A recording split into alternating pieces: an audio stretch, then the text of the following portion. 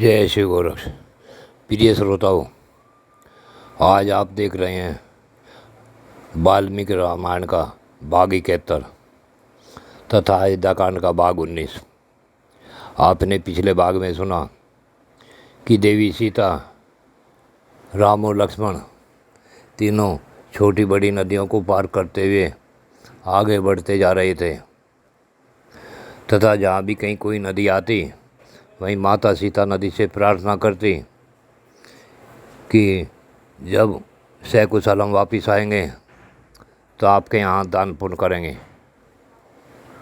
इस प्रकार से जहाँ रात होती वहीं रात को रुक जाते। रात्रि में वृक्ष के नीचे सोने के पश्चात अगले दिन सुबह जब रात बीत गई तब इससे रात बीतने के बाद सुबह होने पर श्री राम लक्ष्मण से कहते हैं, इससे आगे का भाग अब भाग सुने। श्री राम ने लक्ष्मण से कहा कि देखो, वन में सूख पीक आदि जंगली पक्षी किस तरह कलरव कर रहे हैं, अतः हमें यहाँ से प्रस्थान करना चाहिए। अब सुबह का समय है, प्रस्थान करने योग्य समय आ गया है। सो लक्ष्मण ने अपने बड़े भैया द्वारा ठीक समय पर जगा दिए जाने पर निद्रा, आलस तथा राह चलने की थकावट को दूर कर दिया। उसके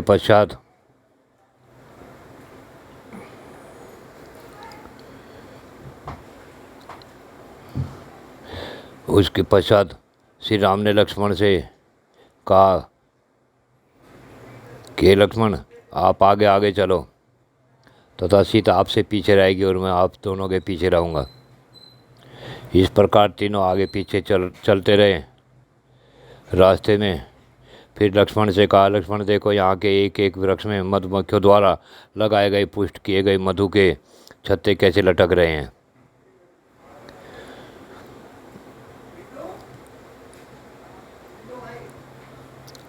चलते चलते रास्ते में उन्हें पर्वत दिखाई देने लगा। ऊंचा शिखर देखकर पर्वत का श्री राम ने विचार किया कि हो सकता हो आगे जो पर्वत है इसी का नाम चित्रकूट हो। तो जहाँ की भूमि समतल है और जो बहुत से वृक्षों से भरा हुआ है, चित्रकूट के उस पवित्र कानन में हम लोग बड़े आनंद से विचरेंगे। सीता के साथ दोनों भाई श्री राम और लक्ष्मण पैदल यात्रा करते हुए यथा समय रमणीय एवं मनोरम पर्वत चित्रकूट पर जा पहुँचे।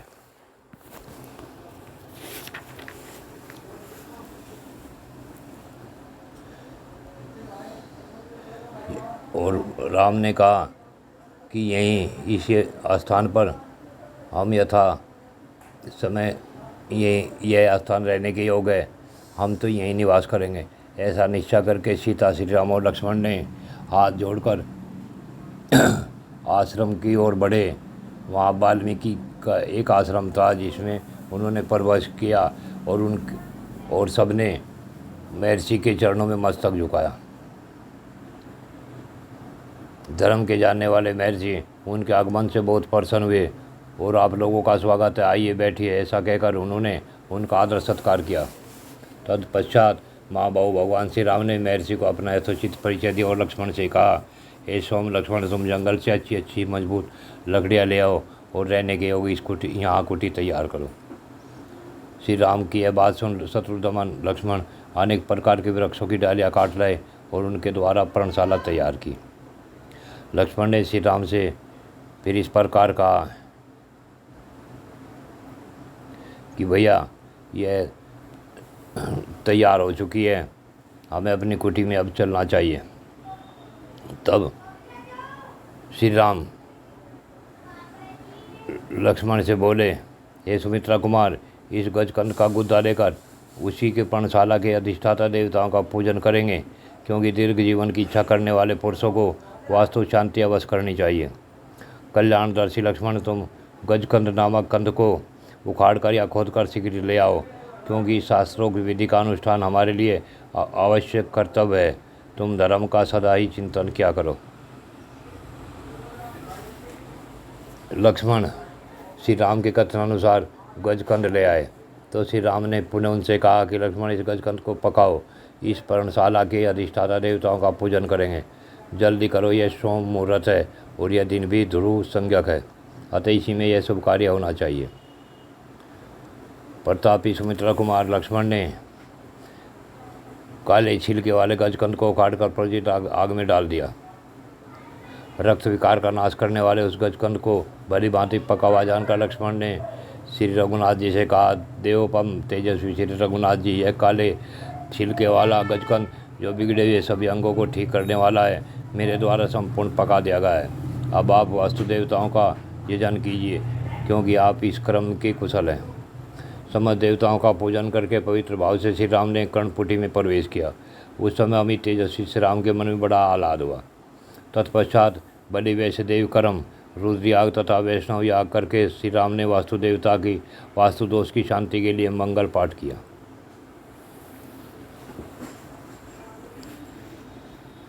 श्री राम जी का प्रयाग में भरद्वाज का आश्रम पर जाना, मुनि के द्वारा सत्कार पाना तथा चित्रकूट पर्वत पर पहुंचना, ये सब वृत्तांत श्रृंगेश्वर के निवासी गुप्तचरों ने देखे और लौटकर गुह को इन बातों से अवगत कराया।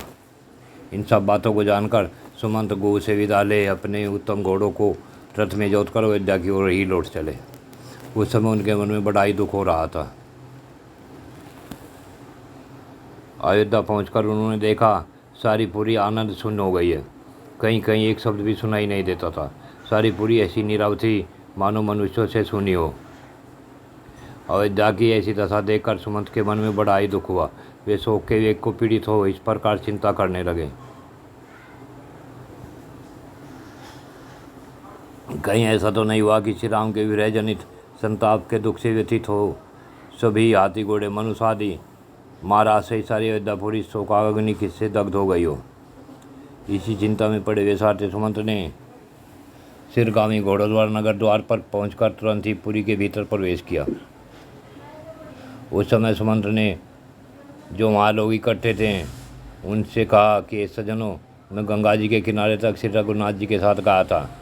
वहाँ से उन धर्मनिष्ठ महात्मा ने मुझे लौट जाने की आज्ञा दी, अतः मैं उनसे विदा लेकर यहाँ लौट आया हूँ। वे तीनों व्यक्ति गंगा के उस पार चले गए। यह जानकर सब लोगों के मुख पर आंसुओं की धाराएं बह चली। और हमें धिक्कार है, ऐसा कहकर वे लंबी सांस खींचते हुए हा राम की पुकार मचाते हुए जोर जोर से करुण क्रंदन करने लगे।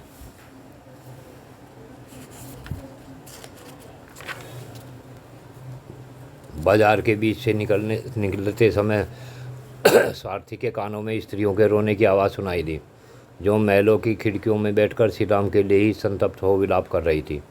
राजमार्ग के बीच से जाते हुए सुमंत ने कपड़े से अपना मुंह ढक लिया। वे रथ लेकर उसी भवन की ओर गए जहाँ राजा दशरथ मौजूद थे। राजमहल के पास पहुंचकर वे शीघ्र ही रथ से उतर पड़े और भीतर प्रवेश करके बहुत से मनुष्यों से भरी हुई उन 700 डोडियों को पार कर गए।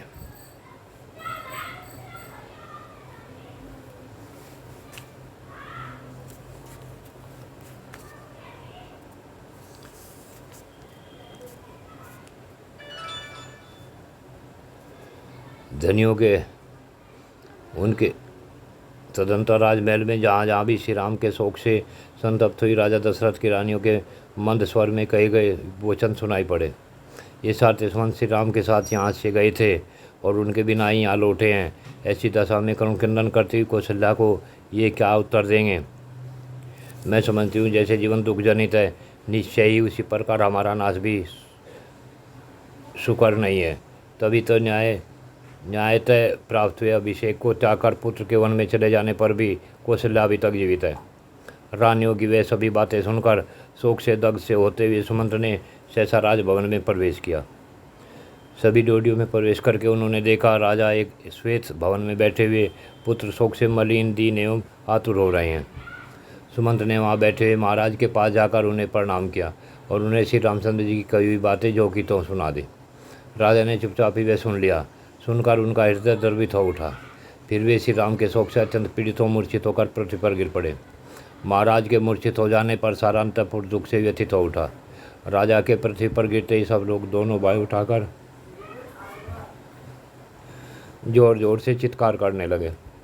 उस समय कौशल्या ने सुमित्रा की सहायता से अपने गिरे हुए पति को उठाया और इस प्रकार कहा, हे महाभाग, ये सुमंत जी दुष्कर कर्म करने वाले श्री राम के दूत होकर उनका संदेश लेकर वनवास से लौटे हैं। आप इनसे बात क्यों नहीं करते? रघुनंदन, पुत्र को वनवास दे देना अन्याय है। यह अन्याय करके आप लज्जित क्यों हो रहे हैं? उठिए, आपको अपने सत्य के पालन का पुण्य प्राप्त हो। जब आप इस तरह शोक करेंगे तब आपके सहायकों का समुदाय भी आपके साथ ही नष्ट हो जाएगा। महाराज से ऐसा कहकर कौशल्या का गला भर आया। आंसुओं के कारण उनसे बोला नहीं गया और वे शोक से व्याकुल होकर तुरंत ही पृथ्वी पर गिर पड़ी। इस प्रकार विलाप करती कौशल्या को भूमि पर पड़ी देख और अपने पति को मूर्छित दशा पर दृष्टिपात करके सभी रानियों ने चारों ओर से घेर कर रोने लगी। मूर्छा दूर होने पर जब राजा को चेत हुआ तब सुस्थिर चित होकर उन्होंने श्री राम का वृत्तांत सुनने के लिए सारथी सुमंत को सामने बुलवाया। उस समय सुमंत श्री राम के इस शोक और चिंता के निरंतर डूबे रहने वाले दुख शोक व्याकुल महाराज दशरथ के पास हाथ जोड़कर खड़े हो गए और महाराज दशरथ ने सुमंत से पूछा कि धर्मात्मा श्री राम वृक्ष की जड़ का सहारा ले कहाँ निवास करेंगे? जो अत्यंत सुख में पले थे वे मेरे लाडले राम वहाँ क्या खाएंगे? सुमंत, जो दुख भोगने के योग नहीं है उन्हीं श्री राम को भारी दुख प्राप्त हुआ है। जो राजोचित सैया पर शयन करने योग्य वे राजकुमार श्री राम अनाथ की भांति भूमि पर कैसे सोते होंगे? सुमंत, वन में पहुंचकर श्री राम ने तुमसे क्या कहा? लक्ष्मण ने भी क्या कहा तथा मित्रेश कुमारी सीता ने क्या संदेश दिया?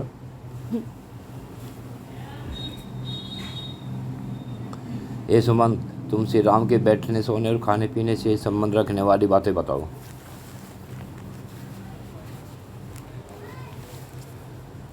इस प्रकार पूछने पर सारथी सुमंत ने आंसुओं से रुंधी हुई गदगद वाणी द्वारा उनसे कहा, महाराज, श्री रामचंद्र जी ने धर्म का ही निरंतर पालन करते हुए दोनों हाथ जोड़कर और मस्तक झुकाकर कहा है कि सुमंत, तुम मेरी ओर से आत्मज्ञानी और वंदनीय मेरे महात्मा पिता के दोनों चरणों में प्रणाम कहना तथा अंतपुर में सभी माताओं को मेरे आरोग्य का समाचार देते हुए उनसे विशेष रूप से मेरा यथोचित प्रणाम निवेदन करना। इसके बाद मेरी माता कौशल्या से मेरा प्रणाम करके बताना कि मैं कुशल से हूँ और धर्म पालन में सावधान रहता हूँ। फिर उनको मेरा यह संदेश सुनाना कि माँ, तुम सदा धर्म में तत्पर रहकर यथा समय अग्निशाला के सेवन अग्निहोत्र कार्य में संलग्न रहना। देवी महाराज को देवता के समान मानकर उनके चरणों की सेवा करना। अभिमान और मान को त्याग कर सभी माताओं के प्रति समान बर्ताव करना। उनके साथ हिल मिलकर रहना। अम्ब, जिसमें राजा का अनुराग है, उसके कई को भी श्रेष्ठ मानकर उसका सत्कार करना। कुमार भरत के प्रति राजोचित बर्ताव करना। राजा छोटी उम्र के हों तो भी वे आदरणीय ही होते हैं, इस राजधर्म को याद रखना। कुमार भरत से भी मेरा कुशल समाचार बताकर उनसे मेरी ओर से कहना, भैया, तुम सभी माताओं के प्रति यथोचित बर्ताव करते रहना। इक्ष्वाकु कुल का आनंद बढ़ाने वाले माँ बाबू भरत से यह भी कहना कि युवराज पद पर अभिषिक्त होने के बाद भी तुम राज सिंहासन पर विराजमान पिताजी की रक्षा एवं सेवा में संलग्न रहना। राजा बहुत बूढ़े हो गए हैं, ऐसा मानकर तुम उनका विरोध न करना, उन्हें राज सिंहासन से न उतारना। युवराज पद पर ही प्रतिष्ठित रहकर उनकी आज्ञा का पालन करते हुए जीवन निर्वाह करना। फिर उन्होंने नेत्रों से बहुत आंसू बहाते हुए मुझसे भरत के कहने के लिए ही यह संदेश दिया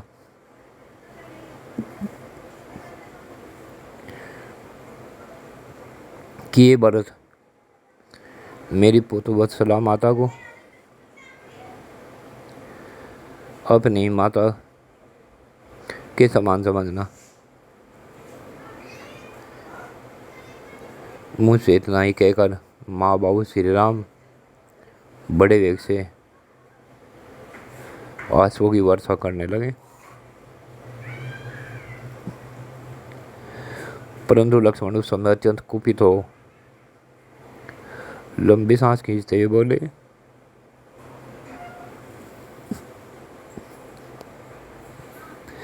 कि किस अपराध के कारण? महाराज ने श्री राम को देश निकाला दिया है।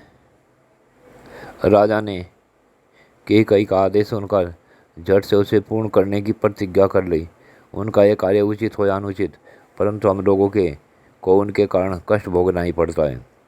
श्री राम को वनवास देना कैकेयी के लोभ के कारण हुआ है, अथवा राजा के दिए वरदान के कारण। मेरी दृष्टि में यह सर्वथा पाप ही किया गया है। ये श्री राम को वनवास देने का कार्य राजा की स्वेच्छा चरिता के कारण किया गया हो अथवा ईश्वर की प्रेरणा से, परंतु मुझे श्री राम के प्रताप का कोई समुचित कारण नहीं दिखाई देता।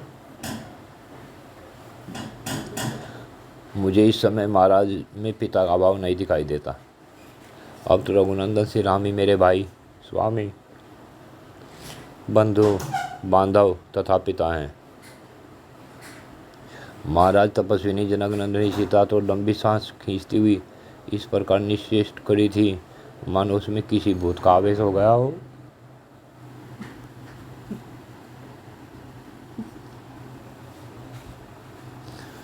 उन यशस्विनी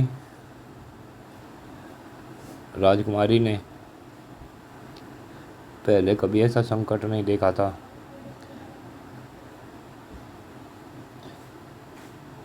वे पति के ही दुख से दुखी होकर रो रही थी। उन्होंने मुझसे कुछ भी नहीं कहा। मुझे इधर आने के लिए उतर देखते हुए सूखे मुंह से पति की ओर देखती हुई सहसा आंसू बहने लगी।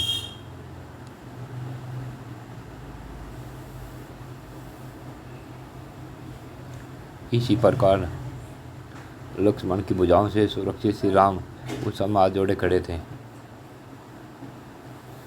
उनके मुख पर आंसुओं की धारा बह रही थी। मनस्विनी सीता भी रोती, कभी आपकी इस रथ की ओर देखती और कभी मेरी ओर। सुमंत ने आगे कहा, जब श्री रामचंद्र जी वन की ओर प्रस्थित हुए तब मैंने उन दोनों राजकुमारों को हाथ जोड़कर प्रणाम किया और उनके वियोग के दुख से को हृदय में धारण करके रथ पर आरूढ़ उधर से लौटा। लौटते समय मेरे घोड़े नेत्रों से गरम गरम आंसू बहने लगे।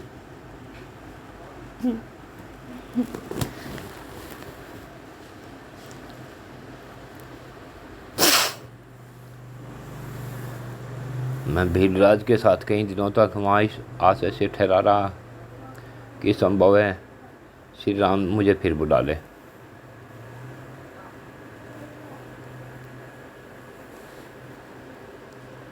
हे देव, सड़क पर आए हुए सब लोग राजा का रथ श्री राम के बिना ही यहाँ लौट आया है, ये देखकर दूर से ही आंसू बहने लगे थे। अट्टालिकाओं, विमानों और प्रसादों पर बैठी हुई स्त्रियां वहां से रथ को सुनाई लौटा देखकर श्री राम को न देखने के कारण व्यथित हो गई और हाहाकार करने लगी।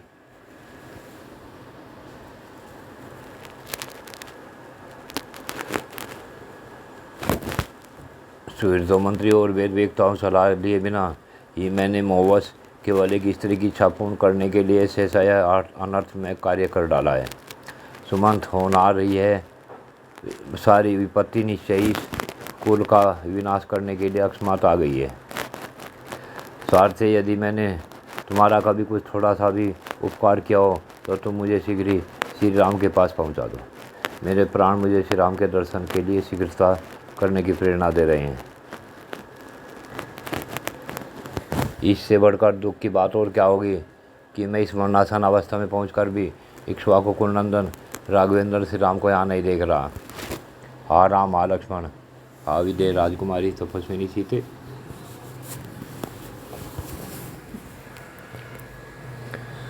तुम्हें पता नहीं होगा कि मैं किस प्रकार दुख से अनाथ की भांति मर रहा हूँ। राजा उस दुख से अत्यंत अचेत हो रहे थे।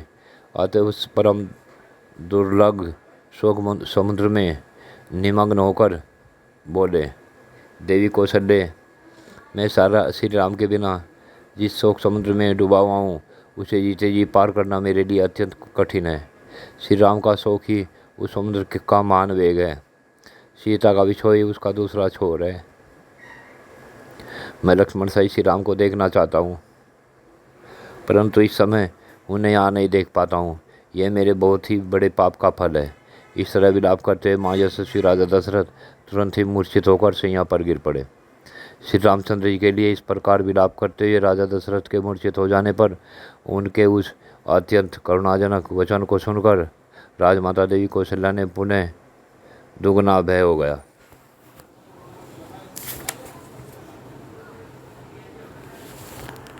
इस प्रकार कौशल्या देवी बारंबार कांपने लगी और अचेत सी होकर पृथ्वी पर गिर पड़ी।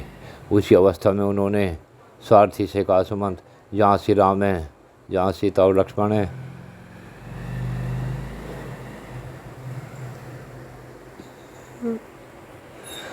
वहाँ मुझे भी ले चलो। मैं उनके बिना भी एक पल भी जीवित नहीं रह सकती। जल्दी रथ लौटाओ और मुझे भी दंड कारण में ले चलो। यदि मैं उनके पास न जा सकी तो यमलोक की यात्रा करूंगी।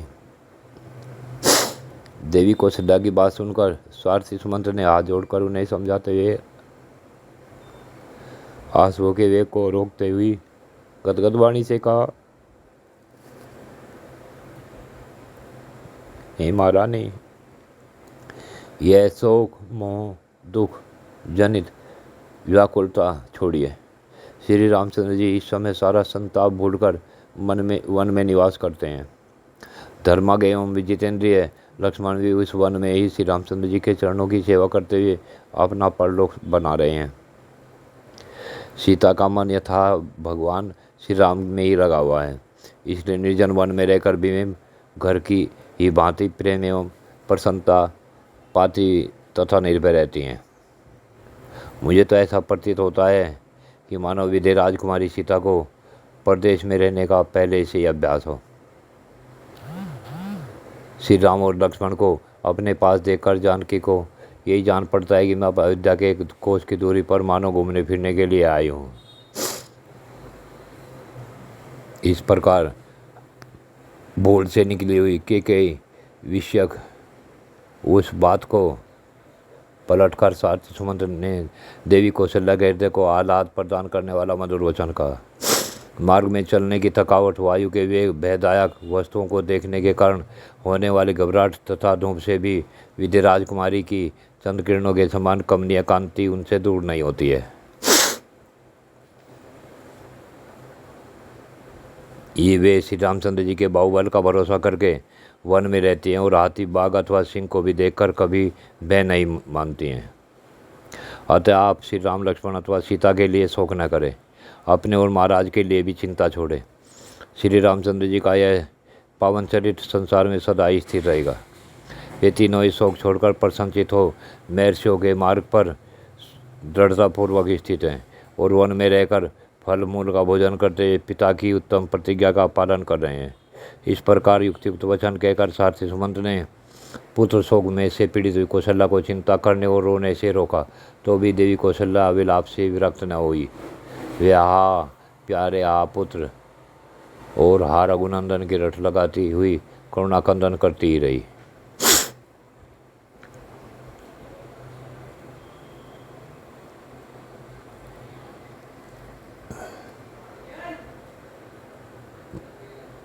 कौशल्या ने अपने पति से इस प्रकार कहा, महाराज, यद्यपि तीनों लोकों में आपका महान यश फैला हुआ है, सब लोग यही जानते हैं कि रघुकुल नरेश दशरथ बड़े दयालु, उदार और प्रेम वचन बोलने वाले हैं। नरेशों में श्रेष्ठ आर्यपुत्र, तथापि आपने इस बात का विचार नहीं किया कि सुख में पले हुए आपके वे दोनों पुत्र सीता के साथ वनवास का कष्ट कैसे सहन करेंगे।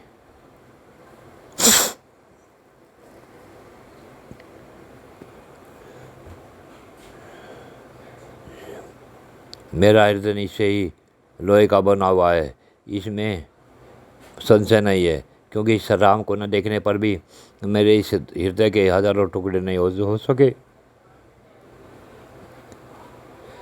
आपने ये बड़ा ही निर्दयतापूर्वक कार्यक्रम किया है कि बिना कोई सोच विचार किए मेरे बांधवों को कैकेयी के कहने से निकाल दिया है, जिसके कारण वे सुख भोगने के योग होने पर भी दिन होकर वन में दौड़ रहे हैं।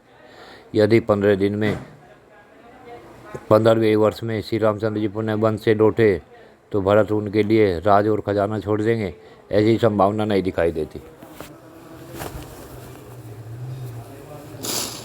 महाराज इसी प्रकार ज्येष्ठ और ज्येष्ठ भ्राता अपने छोटे भाई के भोगे हुए राज को कैसे ग्रहण करेंगे?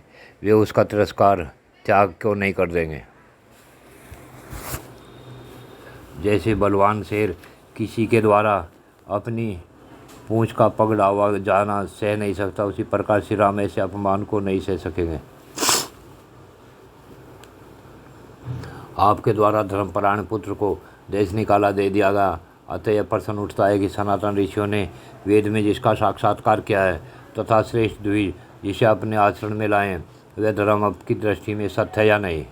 राजा नारी के लिए एक सहारा उसका पति है, दूसरा उसका पुत्र है तथा तीसरा सहारा उसके पिता, भाई और बंधु बांधव हैं, चौथा कोई और सहारा उसके लिए नहीं है। इन सहारों में आप तो मेरे हैं ही नहीं, क्योंकि आप सोत के अधीन है। दूसरा सहारा श्री राम है जो वन में भेज दिए गए, और बंधु बांधव भी दूर है, अतः तीसरा सहारा भी नहीं रहा। आपकी सेवा छोड़कर मैं श्री राम के पास वन में जाना नहीं चाहती हूँ, इसलिए सर्वथा आपके द्वारा मारी ही गई। कौशल्या की यह कठोर शब्दों से युक्त वाणी सुनकर राजा दशरथ को बड़ा दुख हुआ। वे हा राम कहकर मूर्छित हो गए। राजा शोक में डूब गए। फिर उसी समय उन्हें अपने एक पुराने दुष्कर्म का स्मरण आया, जिसके कारण उन्हें यह दुख प्राप्त हुआ था। चिंतित होने के कारण राजा की सारी इंद्रियां मोह में आच्छादन हो गई। तदंतर दीर्घकाल के पश्चात शत्रुओं को संताप देने वाले राजा दशरथ को चेत हुआ। होश में आने पर उन्होंने गरम गरम लंबी सांस ली और कौशल्या से जो बगल में बैठी हुई थी देखकर वे फिर चिंता में पड़ गए। चिंता में पड़े पड़े उन्हें अपने एक दुष्कर्म का स्मरण आया, जो इन शब्द वेदी बाण चलाने पर नरेश के द्वारा पहले अनजाने में वन में हो गया था। प्रिय श्रोताओं, आज की कहानी यहीं पूर्ण होती है। आगे का भाग, आगे कहानी अगले भाग में। जय शिव गौरव।